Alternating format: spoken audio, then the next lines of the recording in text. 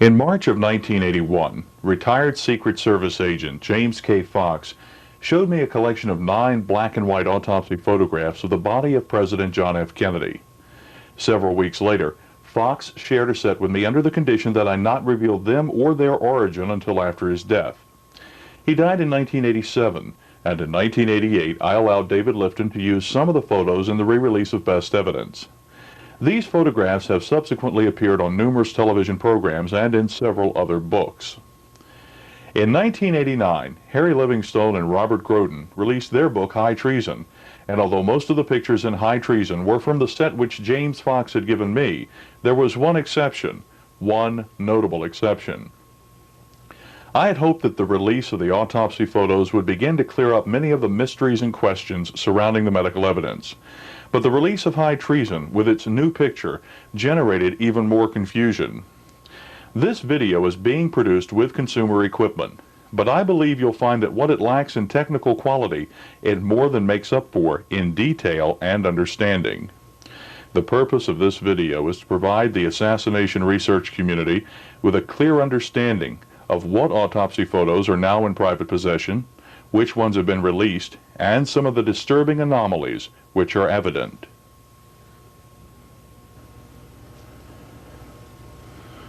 As I said, there were 9 pictures in the Fox set. 7 of them were reprinted in this 1988 re-release of Best Evidence.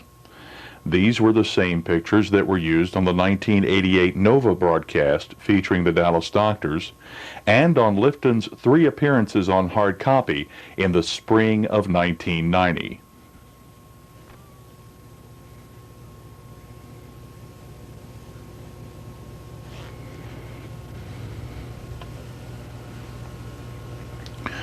One of the most compelling pictures, one we call the Stare of Death, was also reproduced in this edition of Anthony Summers' book Conspiracy.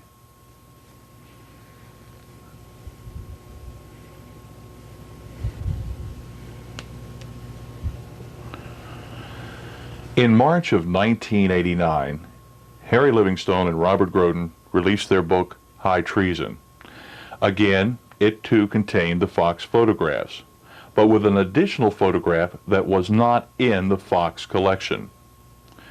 It was then that I learned that there were other photographs, other autopsy photographs, in private possession, aside from the Fox photographs, which actually differ from the Fox photographs in some important respects. Those 5 photographs we call the Groden collection. The 9 Jim Fox gave me we call the Fox collection. In order to understand these anomalies, it's vital that you be able to differentiate between Groden photographs and Fox photographs. And although we only have 1.5 of the 5 in the Groden collection, we will attempt to educate you now on the differences in the Fox collection and the Groden collection. Okay, let's begin by attempting to get a clear understanding of the inventory of the 2 separate groups of photographs, and then we'll get into some of the differences and what those differences seem to indicate. Picture number 1 is Fox F1, also known as the Stare of Death shot. We have the signature there, F1. There are 2 pictures in the Fox collections which appear to be almost identical, but if you examine them closely, you can determine that they are 2 separate pictures. That is F1, which you see there, and this photograph, which is Fox F2, which is a comparable photograph. The way you can tell that they are different, though, and that they do reveal different detail, number 1 is in Fox F2, this background area here is much darker. It appears that perhaps Mr. Stringer used a different exposure on his camera, but we're glad that he did, because in so doing you can read the writing here on the towel which says U.S. Naval Hospital, Bethesda, Maryland.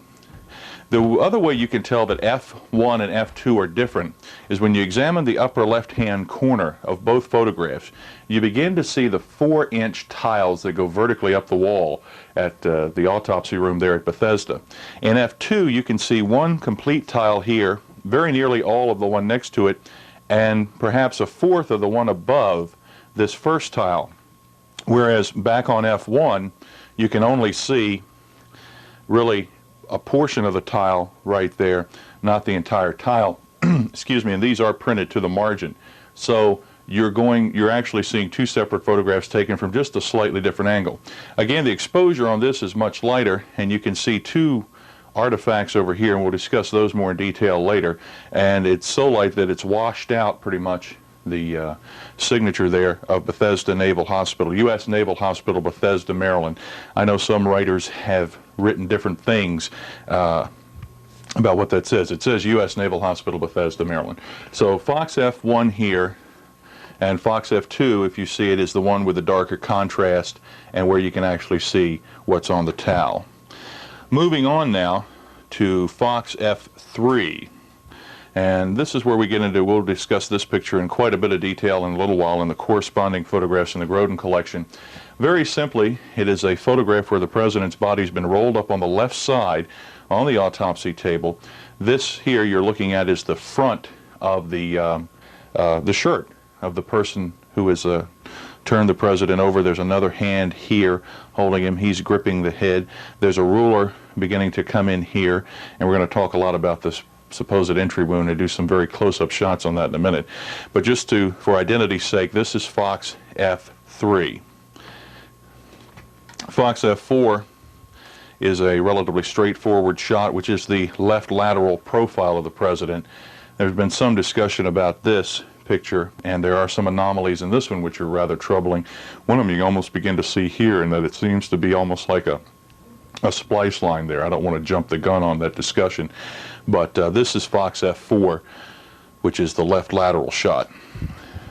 Now Fox F5 is, again, the president's been rolled up on his left side.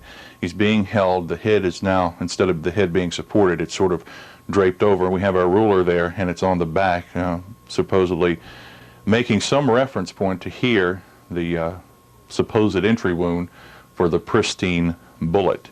That's Fox F5, which is a back shot, we call it, the full back shot.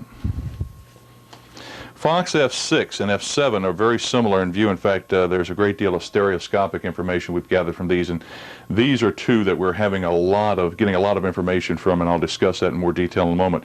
Fox F6, it shows this large defect in the head, and the way you distinguish it from Fox F7 is that in F6, as you can see, you can view actually down the president's abdomen to this towel, whereas in Fox F7, you don't see that. The camera has been lowered somewhat so that you don't see the abdomen of the towel. It's almost looking straight on. So that's Fox F7 here, and F6 is the one where you see the abdomen. Now the other two photographs, I'm not totally sure that they are two separate photographs, but they were two separate ones in the Fox collection, so I try to maintain the integrity of what he gave me. He gave me 9 photographs.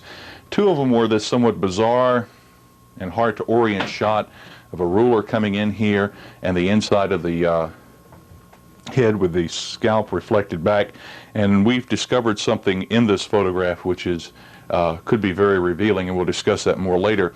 Again, Fox F8 and Fox F9 almost appear identical. In fact, it's virtually impossible to distinguish between the two, except for there's some, I don't know whether this is, I believe this may have been on the original negative, that seems beam of sunlight coming in there. But there were 2 separate shots like this in the Fox set. They look almost identical. We call them Fox F8 and F9. They are apparently the head with the scalp reflected. As you can see, it's been peeled back here, and we'll discuss the orientation and perhaps some of the detail that those pictures show in just a moment.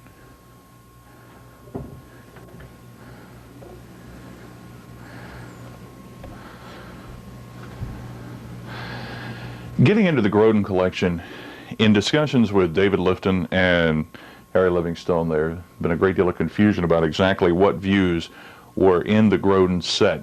In February of 1991, I asked Robert Grodin if I could see his entire collection of pictures, and he showed them to me and allowed me to make copious notes, particularly in comparison to the Fox photographs. Again, the Grodin set, the 5 Grodin sets pictures are all in color.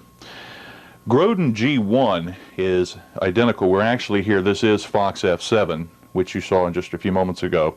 We've also given it a dual designation, Grodin G1, because the Grodin color shot is identical to this, with one or very vivid discrepancy dealing with contrast, which we'll talk about later.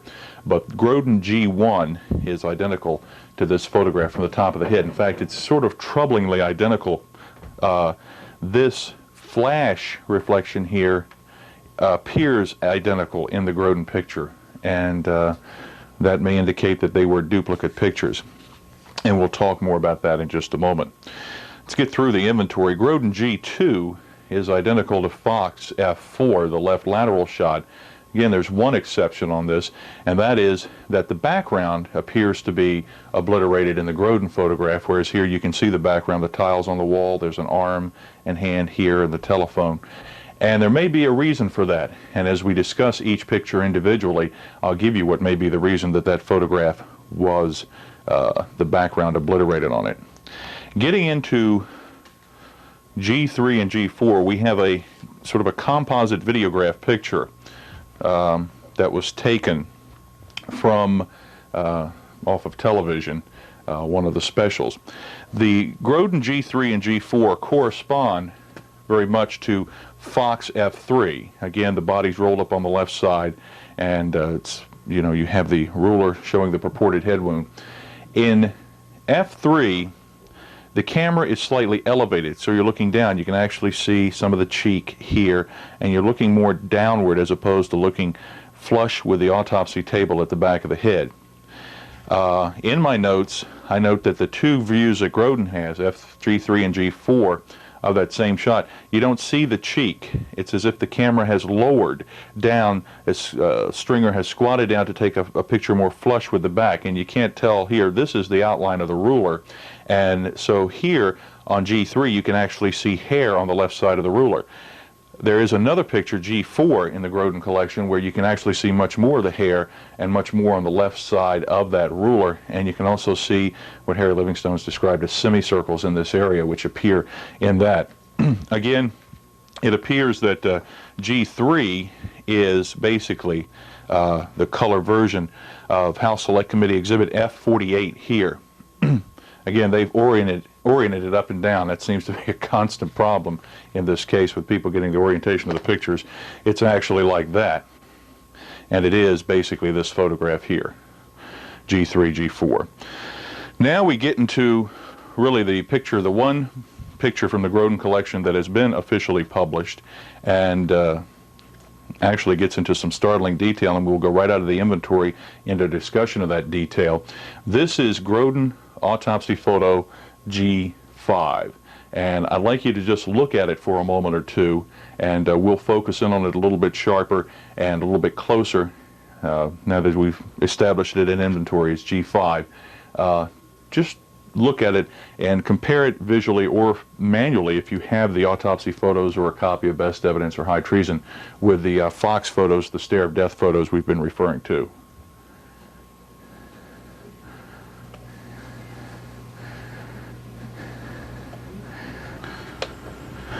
When I first saw, this is autopsy photo G5 again, when I first saw this photograph, what struck me right away was this item here, which is been referred to, I think, by some as the V incision and different things. In the color photograph, which I have seen and studied quite carefully, it does appear to be just that it's almost like a V plug has been taken out of the scalp there.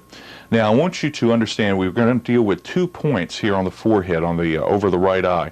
We'll call this point 1, or anomaly 1, and this area here, this little swath of hair, anomaly number 2, because it's important as we re-examine the Fox photographs. Remember, in an autopsy, the body is laid on the table. There's the presentation. The autopsist records the height, weight, race, well nourished, gets into an external examination of any apparent distinguishing features on the body, some of which may have led to cause of death, things of that nature. And there are photographs taken. And these photos, this photo should be, G5, should be identical to Fox F1 and 2. It should have be no change in anything to do with the body. And as you can see in a moment, there is a change. So we have this, we'll call it the V incision. I think that's what most people refer to it, over the right eye. And then we have what we call anomaly, that'll be anomaly 1, and this little area here will be anomaly 2. Let's go to Fox. Let's go back to the Fox photos, to F1, the stare of death picture. And this is what had shocked me in it quite a bit initially, because I had studied this photograph quite a bit. This is the area, and initially you say, well, there's the V incision.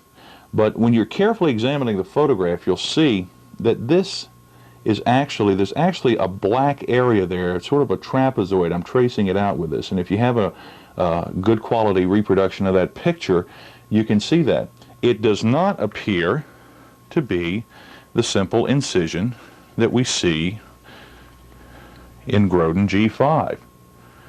Now you might say, well, when they went back to this angle with black and white, red goes to black, and we'll discuss that more in a moment in contrast anomaly. But when you examine this, and remember too, we have two of these from a slightly different angle, and we can do stereo on it, Fox F1 and F2.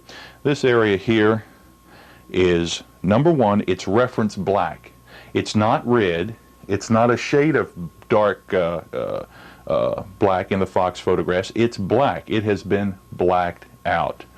That area has been blacked out in the Fox photographs. And if you examine these under the light carefully, you can see that. You can see this trapezoidal shape. Again, I'll outline it. It runs like that.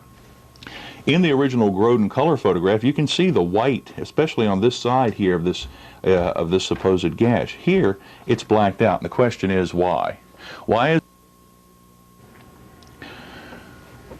So the question is, why? Why is this area here blacked out in Fox F1 and F2?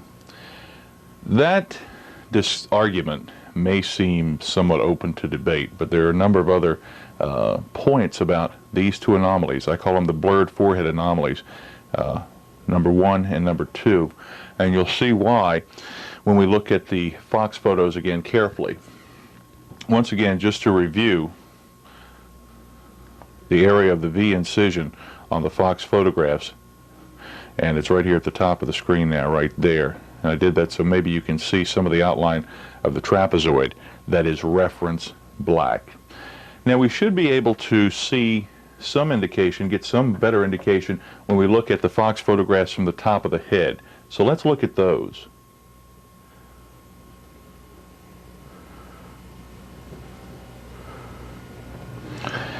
We should be able to get some understanding of what's happening on the forehead when we look at the area over the right eye in Fox F7 and F6. This is F7. This is a close-up view of the forehead.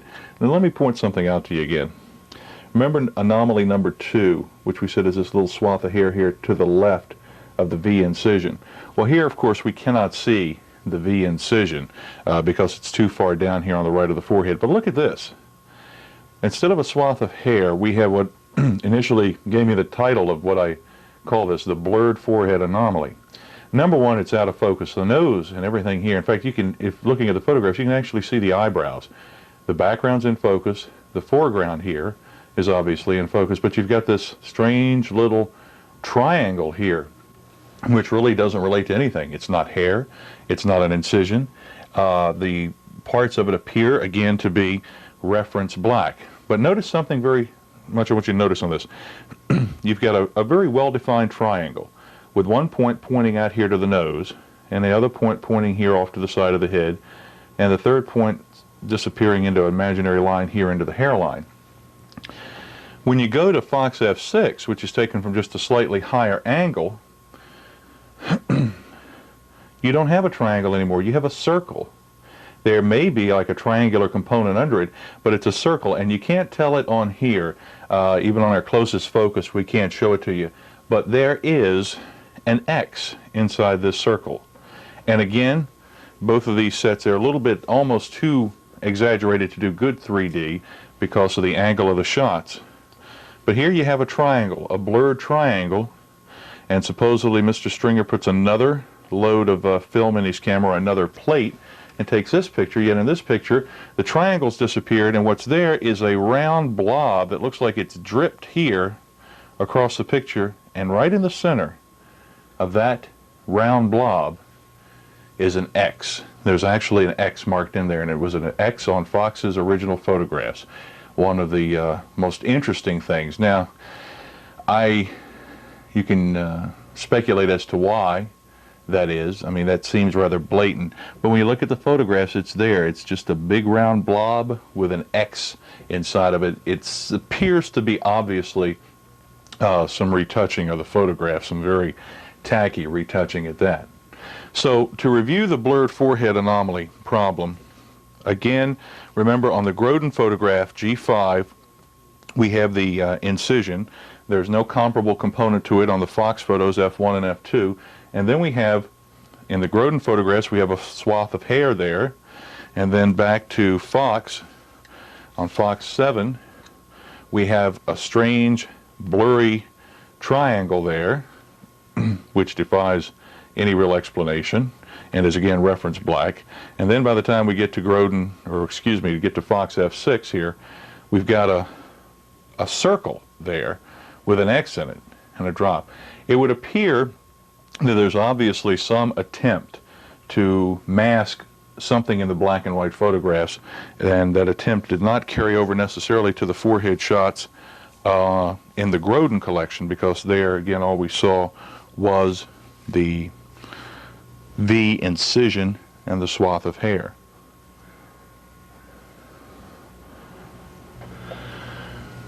Without any narrative, let's just review those again. Just try to imagine how these points should appear in each picture, assuming that the pictures are taken at the same time. Again, this is the V incision, also known as anomaly 1 on the forehead, and this is the swath of hair, anomaly 2, which we eventually see in the Fox photographs becomes the blurred forehead anomaly. Let's just flip through those pictures several times, and let's just focus on those areas without any narrative, and I think you'll get the meaning of what I'm trying to get at.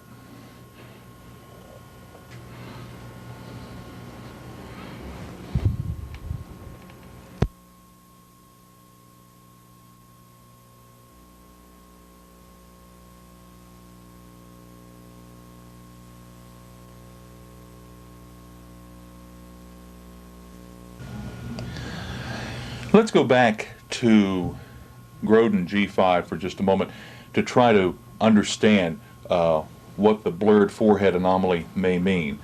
It appears obvious that not only is this wound or incision or whatever it is not visible on the Fox photographs, it is apparent that the area has been blacked out. When I say reference black, that means that when we analyzed these with a computer, with digitization, we found that that area was just like you'd put a painted over it with the opposite of whiteout, with a blackout or a retouching solution. It's also obvious that there's something here that's been retouched in this area based on those photographs we just looked at, where you have the triangle in one photograph and then you have the circle with an X in it in the next photograph.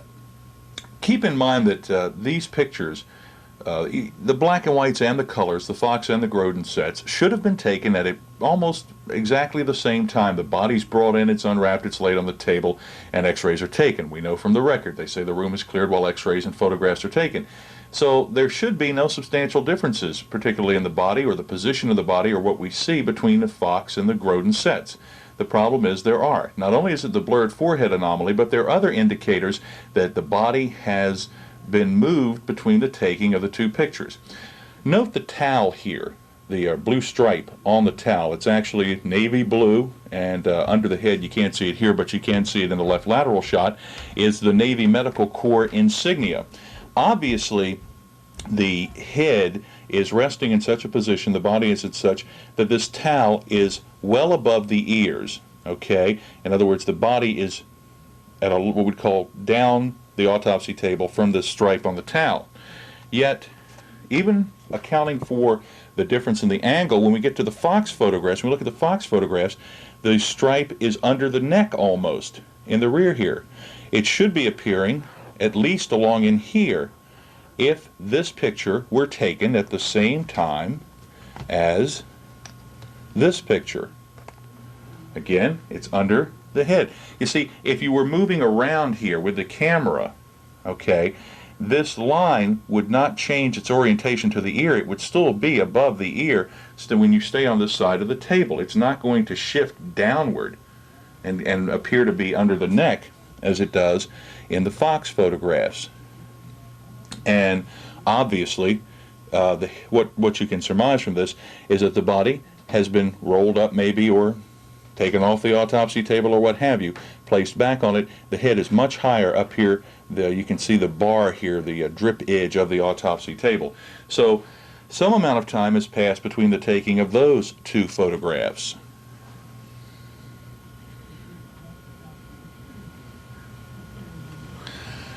Yet another indicator that time has elapsed between the taking of the Fox set and the Grodin set. Again, here you're looking at F1, the Fox stare of death.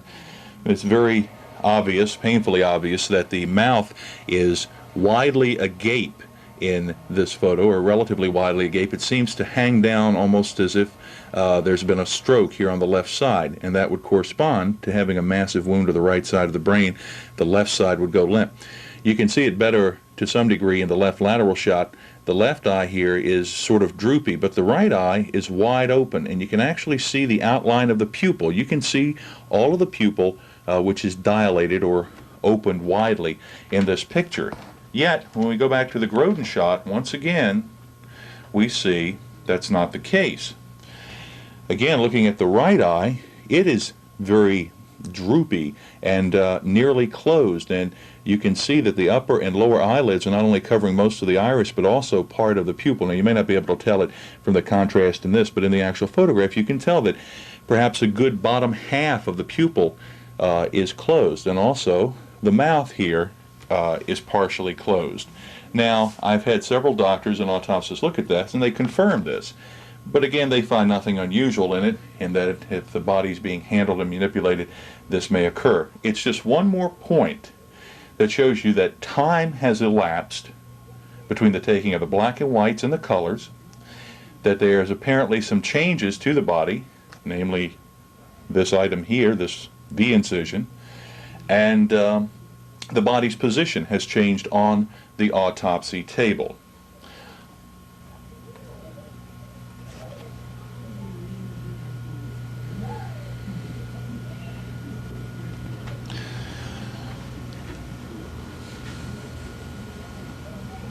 Let's move from the subject of a time lapse occurring on the body into some evidence of perhaps photo alteration. This is an enlarged version of Fox F3, and again it corresponds roughly to the other two Grodin shots too. The color one, which I'll put up here again in a minute. The detail on the color, though, since it was taken off the video, is not nearly as good as this. This has got perhaps the best resolution of any of the pictures.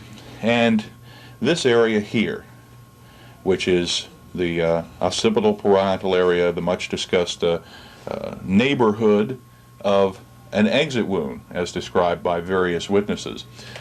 Just to give you one of the most recent accounts, Harry Livingstone and I interviewed Jim Metzler earlier this year at the studios of WCHE, and he pointed right to this area as being the area where he felt the exit wound on the back of the head was. And of course, if you look at this, and you can see it here, and some of these items have been pointed out in high treason. Robert Grodin has noted, and Harry Livingstone, that you have wet hair here, you have dry hair here, and if you look at this margin here, and this is a Harry Livingstone theory, and I tend to concur with it, it seems to be airbrushed into there, that it's actually been blown in there, and you've got that I don't mean to sound comical, but the dry look right there as opposed to the wet look. But the point is that this is all intact.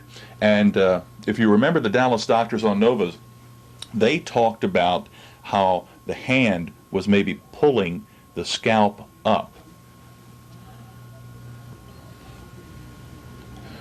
Well, the problem with that is, as Metzler finds, see, the Dallas doctors say this finger appears pulling it up over a defect back here. But as Metzler described it, the defect tore the scalp here, and of course there are many other statements made about the scalp being torn, being blasted away. But just to put it in the most contemporary and simplest terms, Metzler talked about this part here being torn so that you'd pull it up like a window shade. In other words, if you were going to cover the wound, you wouldn't pull up on it because this area would open up and gape open. You'd pull down here over and overlap the wound. And of course, if they are in fact pulling up here, then that makes this large area here where you see dry, slightly out of focus, perhaps airbrushing of this photograph. So again, I think the case, Grodin has talked about a mat insertion. Lifton has talked about a prosthetic device being used to cover the head. I think the matter may be a lot simpler than that, as Livingstone and I have discovered, which is that it appears that this area is very simply airbrushing.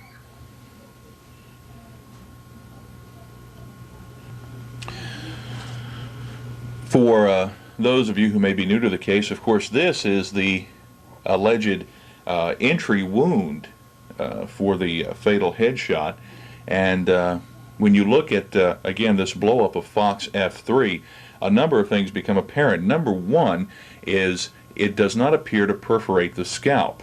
Number two, and this is rather conclusive, in detailed examination of that photograph, it appears that there is actually hair growing out of that wound. In any case, it's not nearly the well-defined wound that we were led to believe it was when the drawings from the House Select Committee were released. Let me show you again Ida Dox's drawing F47 there, where the wound is nice and dark and well-defined there as an entry wound. Again, it's very hard to tell on this poor quality color copy exactly if that where that wound lies, but it's not the vivid, well-defined wound that we are led to believe it is in the doc's drawings. It appears to be, I interviewed 5 doctors, they told me it appeared to be a second-degree burn. So we have a problem here on the Fox pictures. Perhaps they were enhanced on the color pictures, and we're going to get into that in a moment. Color enhancement or colorization of the color pictures we'll talk about in just a moment.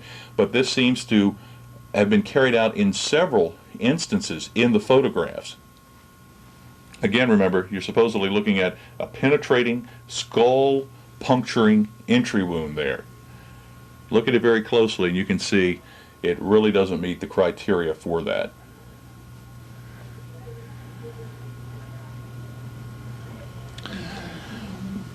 One of the problems that we have, again, in comparing the Fox photos with the Grodin photos is a contrast anomaly.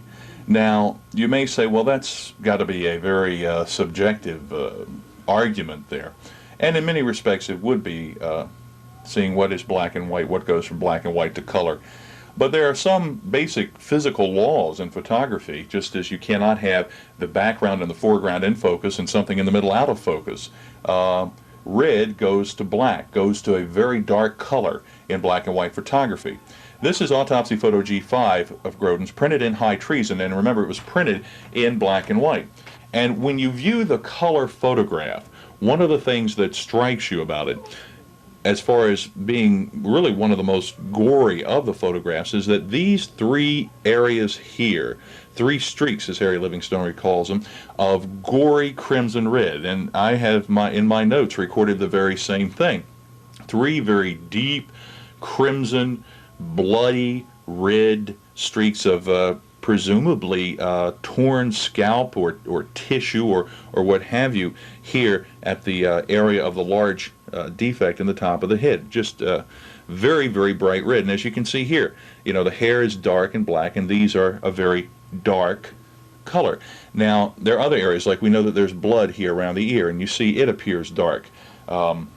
If we pan down just a little bit to what we can see of the throat wound, you can also tell there that from just the margin you can see of it here, of the tracheotomy incision, that it appears very dark. It's very blood red. All these areas in the color photographs are very crimson and very bright red. And again, I point to here, when the discussion we just had, you know, this area here wouldn't go to reference black when it was taken in the Fox photos. That's one of the points that underscores the argument I just made. But getting into the new argument about contrast, you see how dark this is.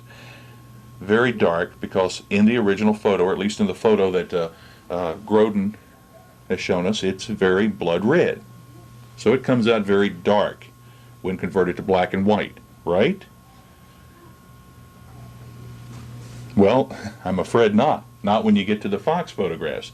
Remember, in the Groden photographs, they are bright red. Here, they are obviously not red. I mean, we have other indications. Now, if these were the red going to this shade of light here, it just doesn't compute. It defies the laws of photography if they're taken of the same scene.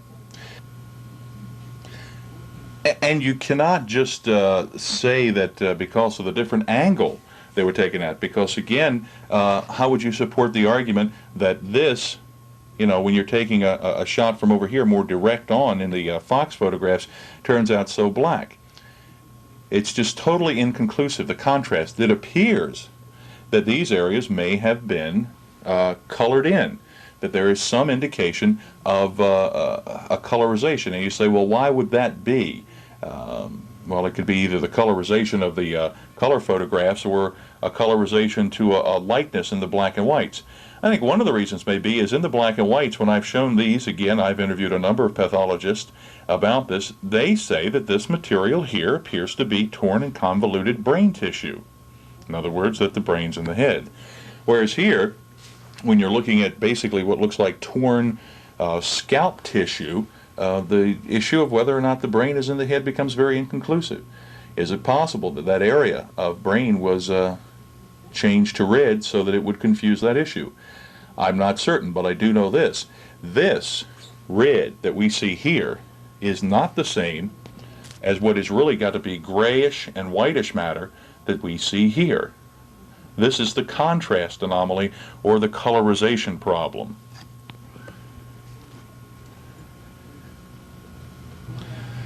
I want to just digress for a moment to cover Fox photos F8, F9. Remember, initially we had them oriented with this gaping hole here toward the top. But what I found out when carefully examining these photos, and as we made light enhancements of them, was this. I realize this is going to be very hard to see on this picture, but it is very apparent in the photographs. We know from some of the testimony of the Bethesda autopsy personnel that at various times they were sent out, at least one of them, to retrieve a specimen jar. And if you look here, you can see the lip of the specimen jar and the body of it this way, so that this is obviously up. Assuming you wouldn't set a jar in any other position, this appears to be a jar setting up on the table, and we can even see the faint outline of the table here. So we have like a horizontal plane, and this jar here, this being the lip, is obviously in the vertical plane. What does that mean? Well, let's pull back and take a look at what it means when the picture is oriented like that. If the picture is oriented in that position, again, here is our jar that we were just zooming in on, and this is, the table is flat under us here, then this area here would seem to be in the right rear part of the skull. And keep in mind what I said, Jim Metzler said, if you were going to peel the scalp up or pull the scalp, you'd pull up from the bottom and fold it up. Here's the scalp folded over. And perhaps this is the only photograph we're looking at in the original autopsy photographs that has survived intact without alteration, airbrushing, or contrast enhancement. I don't think anyone has ever been able to aptly define why the ruler is there, except that it's supposedly measuring this large defect, but it's not. There's nothing there. There's no landmark to reference it to, and I think the House Select Committee's experts talked about that measurements were made without reference to certain landmarks. But we have a very, very disturbing landmark up here on the left side, in that this jar, if setting upright on the table here, obviously would position the head so that we're looking, this is the top of the head, the scalp's reflected up, and we're looking at a gaping hole in the right rear of the head. Remember earlier when I showed you this picture, this is Fox F4 Groden, or Groden G2. Groden G2 is the same shot, only the background appears to be washed out. You might say, well, why would that be? Again, going back to the fact that perhaps the Fox photos were early and the Groden photos reflect a more refined and later set. When you examine the photos, a good tile layer always puts his short tiles at the inside wall. Yet we have here an obvious, strange, shortened tile in the middle of the wall. Now, when I first saw this, I assumed that perhaps this wall sloped back here. It was sort of a beveled opening. According to the Bethesda personnel that I've interviewed about this issue, that's not the case. This wall was flat and was a square corner. You have a short tile here on an outside corner, which is in and of itself a little bit unusual because you'd think they'd put it on the inside, but here now we have a strange line that really runs the whole length of the picture and intercepts the picture, unfortunately, at one of the most troubling points, and that is right at the hairline. There appears to be some contrast problems in this area. You remember at least one Dallas doctor said something about a wound on the left side of the head. We have a apparently almost reference black. It's not as pronounced as what's happening on the other side of the head for whatever reason, but we have a little anomaly that is there also.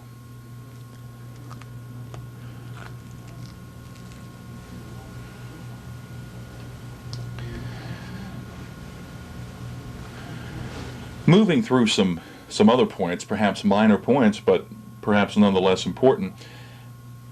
The Dallas personnel spoke to the issue that they washed the body of the president. If the president sustained a massive wound on the right side of his head, particularly sloping downward some, as we are led to believe in the Zapruder film, then obviously, even though he eventually falls over to his left, there would be a great deal of blood behind the ear. Remember how your mother always told you to wash behind your ears? It's an area because of the slope of the head. It's almost like a rain channel. If you've been out in the rain bareheaded, you know that the water runs down and gets in the crease over top of your ear and runs down your ear. And blood would be expected to do the same thing. Yet in this color photo from the Groden collection, we can see the area behind the ear is very white, yet the earlobe itself is very bloody. And that's apparent, of course, when we go to the corresponding Fox photo here. Again, we have a better angle in behind the ear because the cameras drop down when it's taking Groden 3 and 4. But you can see the area behind the ear is very white, yet the ear itself, this lobe area here, the lobe, the anti-reflex, which is sort of the inner lobe, they call it, is somewhat smudged and dirty with blood. And you might say, well, what's the significance of that? Well, the significance is that if the area had been cleaned to any degree in Dallas, and this seems to indicate the fact that behind the ear is clean, tends to indicate that perhaps it was clean, yet the outside of the ear has become dirty, that the outside smudging of blood on the ear occurred. And again, I want you to back this up. Look at the great amount of blood smudges on the autopsist glove. It reinforces the argument that these pictures are taken far into the body being there and being handled. In other words, the blood got on the outside of the ear because the autopsists had been handling the body, and they began handling it and placing their hands on the ear, and they got the ear bloody because they had blood on their hands. And you say, well, it's an autopsy. They're supposed to have blood on their hands. But remember, it's an autopsy. These are supposed to be presentation pictures. Why is there so much smudging on the body around the neck area? You know, this area here, again, if the body had been washed, and it seems to be it was, we have wet hair here. If the body was washed at Parkland to some degree, and that washing removed the blood from behind the ear, why did it not remove the blood there? You know, if they did wash that blood off, how did it get back on there? It more than likely got back on there because the body has been handled a great deal. And just for reference sake, let me go to the blow-up there of F3, and you can see that much clearer that it appears to be smudges of blood along the ear, while the area behind the ear appears to be white. And another good indication of the fact that you have the body's been handled quite a bit really shows up very well in Fox F5 here. And I'm slightly obscuring his glove there so you can make sure you see this Fox F5. You can see that his up to his wrist is very bloody, which indicates that perhaps he's been doing quite a bit. Again, this glove is very bloody. There's a great deal of blood stain here on the body, and of course post-mortem abrasions, which Lifton pointed out in Best Evidence. Again, it goes to the question is, if the body is taken out, placed on the autopsy table, and the initial photographs, which would presumably be those stare of death photographs, F1, F2, Grodin's G5 shot there where you see the right profile, and then the body is rolled up, why have these guys gotten so bloody already? I think the answer to that question is quite simple. They've gotten bloody because there's been a great deal more done with the body, as far as perhaps removing bullets from the brain or removing the brain itself before these pictures have been taken. We all know that it's painfully obvious that these pictures do not in any way support the X-rays, which show, of course, that the right front part of the head is blasted away and that this area here is blasted away. And in fact, I've had surgeons speak to me about how this wound here, how this bone is missing here in this semicircle. There are half-inch nips out of it, which is a typical surgical bone cutting tool does that, takes half-inch nips out. So we know time elapsed between the Grodin and the Fox sets. We know a great deal of time elapsed between both of those and these X-rays, because obviously if these are the president's X-rays, the bone in the right forehead has been removed, and it appears here that it has been surgically removed.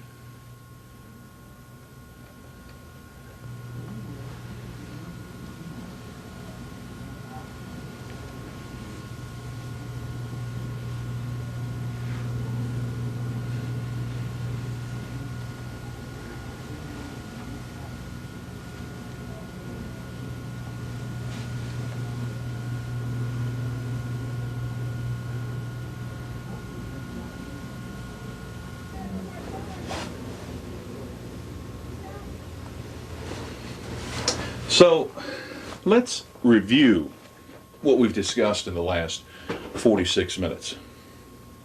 Number one, the incision, the V incision apparent in the Grodin pictures is not in the Fox pictures.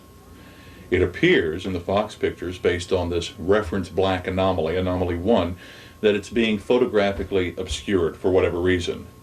There's apparently some other photographic obscuration going on in that area to the left of that incision, where we saw the triangle and then we saw the dot with the X. There's a color problem, a contrast problem. Red in the Grodin photographs does not necessarily translate to black in the Fox photographs, more so than what could be explained by differences accountable for by exposure of the film, type of film, filters being used, what have you. The purpose served, again, is that it confuses the historical anthropologists looking at those pictures as to whether they're looking at brain tissue or whether or not they're looking at scalp tissue that's bloody. Again, we have the classic case of the photo X-ray conflict.